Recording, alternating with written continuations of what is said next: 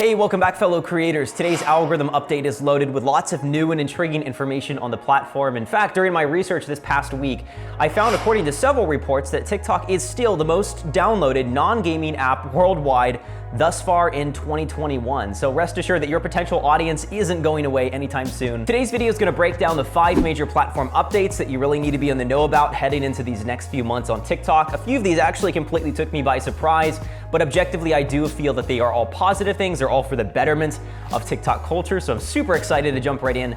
Really quickly, if you're one of those 87% of people who are watching this video right now and are not yet subscribed, please do consider changing that in the next several seconds. It would really be greatly appreciated.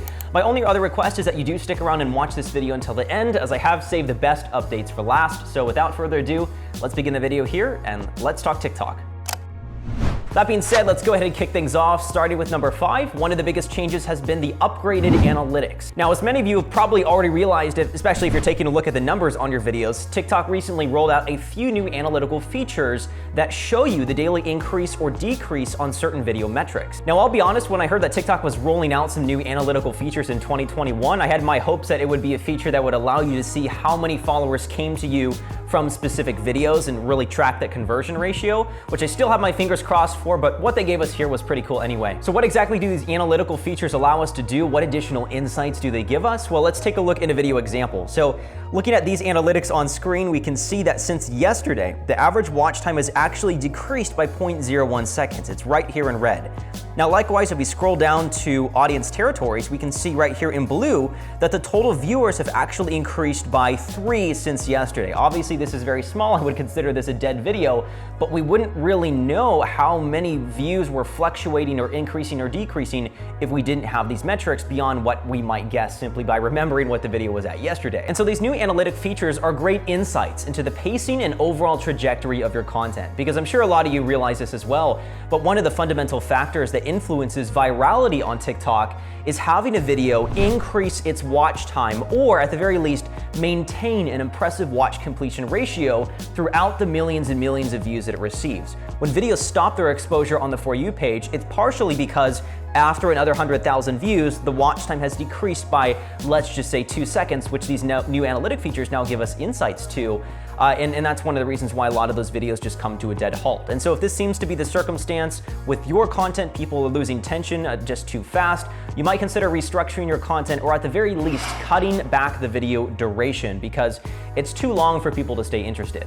Let's go ahead and move on to update number 4, and that is TikTok beta testing the Just Watched and Q&A features. So the Just Watched feature, if you're already familiar with this, has actually already been available to some users for a while now, but it was officially just made accessible to every single user. So for those of you unfamiliar with this feature, when you're scrolling on the For You page and you decide to check out a user's profile, usually by swiping right, the video that brought you there is now labeled Just Watched. It's kind of blacked out, has white text. So no longer do you have to look at the likes and then, try to guesstimate how many views that would be and then look for that cover as you kind of scroll through their profile. It's very, very easy to find that now, which is honestly great for research, because now you can know how recently that video was published and whether it's something worth capitalizing on or not in your own content. For those of you that had the chance to watch the interview I had with the content analyst who works directly at TikTok, which the interview is live on my channel if you haven't seen it already, lots of value from that video. You'll know that based on our discussion, TikTok is really in a test phase right now and is going to be rolling out a lot of incredible new features. One of the new features that was recently rolled out for just a few days last week was the Q&A feature on TikTok, which actually allowed creators to respond to questions on their profile with text, with video, or during a live stream. Now, for those of you that did get access to it, you realize that it was only available for 3 days before TikTok soon disabled it just to change things up. Again, it is in a test phase. It is only for those that signed up to be part of TikTok's beta program, which you can actually sign up for in your settings on your profile. I only got access to it for a few days, and I'm kind of mentally kicking myself now for not taking any screenshots or screen recordings when I did have access to it. I didn't know it was going away so soon, but here are a few images of it that you guys sent me. As you can see here, when you watch a video, there will now be a new question mark icon that will basically allow you to ask a question related to that specific video. A few creators who got it says it's kind of like Instagram stories, where you can ask a question and then later create a post based on the responses that you collect. As far as who exactly will be eligible for this Q&A feature, that's actually a great question, because TikTok put out a statement regarding this new Q&A edition. Here's what they say. The Q&A feature in Video and Live is in testing, and we're aiming to roll it out to more users with creator accounts in the coming weeks. While in testing, this will only be available to creators with public creator accounts that have greater than 10,000 followers and have opted in, turned on the feature in their settings, as well as some safe-listed creators from our Creative Learning Fund program. All viewers will be able to submit questions. This new feature is really TikTok's way of trying to encourage and prompt more engagement and community between creators and their respective fan bases, and honestly create a central searchable depository of questions that users can very easily reply to without having to go to a video, scroll through the comments, which is often endless depending on the size of your audience, and then select one to use the reply to comments feature with. So it's a way to make that a creative process a little bit easier on the platform, and fingers crossed at one point or later it does become available to creators as a whole, because I think it could be a really, really cool benefit. The third major update is the Creator Portal introduction. Now the Creator Portal is a really, really cool subsection of TikTok's website that was added recently.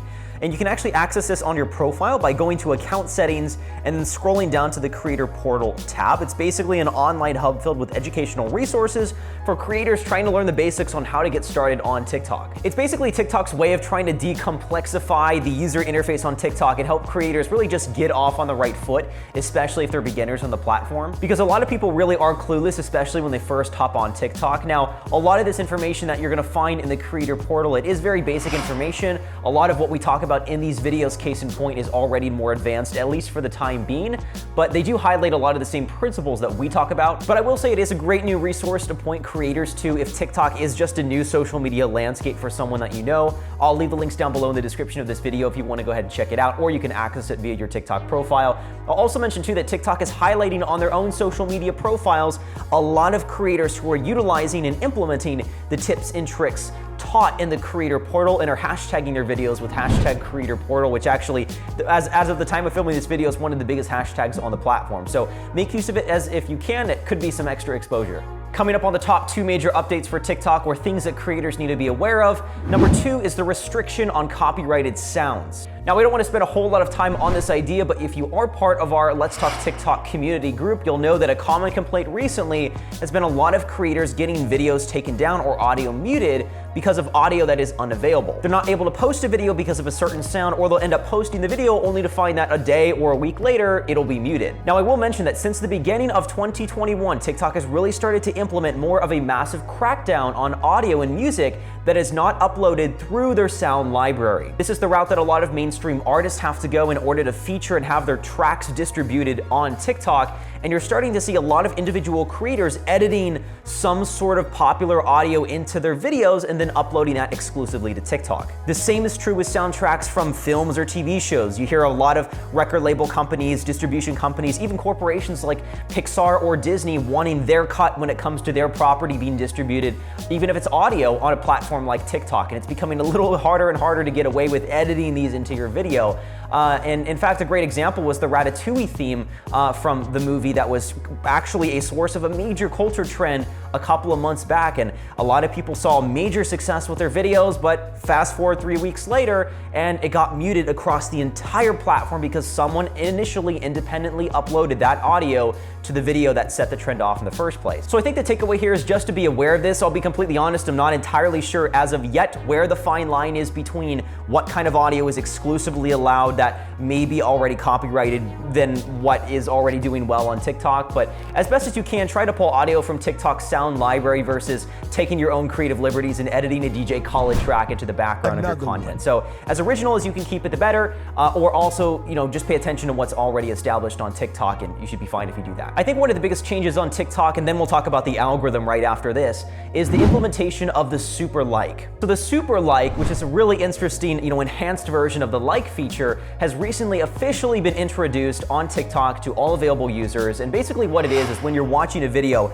instead of just double tapping a video, triple tapping or tapping it 4 or 5 times repeatedly will actually result in a super sign of engagement. If you've watched any of the interviews on this YouTube channel with different employees at TikTok, you'll know that TikTok has been dealing with a lot of botted account issues and a lot of creators who are trying to artificially inflate their metrics and increase the likes and comments through their own accounts. And I do believe this super like feature to be a step towards engagement actions that can't be so easily inflated. The super like is not just another button on the screen that is already overvalued like the heart icon is when you're scrolling on the For You page. The super like is an independent action taken by a creator that shows more intention behind liking that specific content. Because traditionally, likes and comments didn't really play a huge role in video success. You'd see viral videos with horrible engagement ratios. Shares always clearly did have the biggest impact for several reasons that we've gotten into in other videos. And I'm thinking that with the introduction of the super like, TikTok maybe, just maybe, is trying to return some more value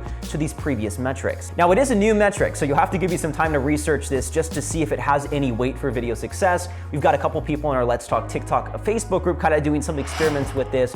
But just in general, it is a new metric, so make use of it as you can and encourage your followers to super like your content. Finally, let's talk about TikTok's algorithm. And I will say with confidence that longer content is still being prioritized heavily. In fact, in my research this week for our TikTok Creator Pro programs Facebook group, where we release a trend resource every single week, I actually came across 3 separate videos that were over 40 million views, and doing a little bit of the math myself, the shortest one was 32 seconds long. Now, a lot of users have been dealing with just an overall lack of exposure on their content recently, kind of since the inception of January.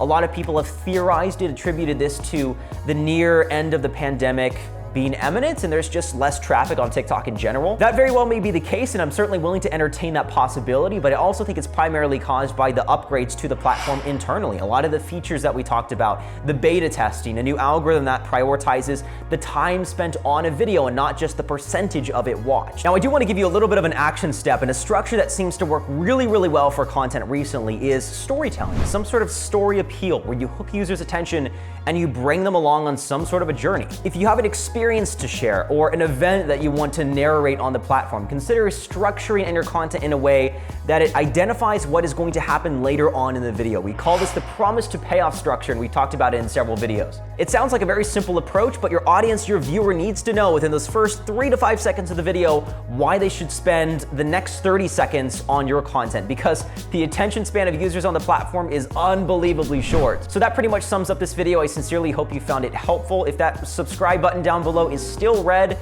well, you know exactly what to do. I would encourage you to check out our TikTok Creator Pro program if you're interested. We've got some amazing testimonials that you can browse through, multiple students, over 1 million followers, etc. And we also send out a plaque to everyone that achieves 1 million followers, since TikTok hasn't seemed to take any liberties in doing that themselves like YouTube does with a lot of their creators who accomplish significant milestones. So check that out if you're interested. I will mention too, there's always free resources as well as articles referenced throughout this video linked below. Thank you guys so much for watching, and as always, we'll catch you in the next video.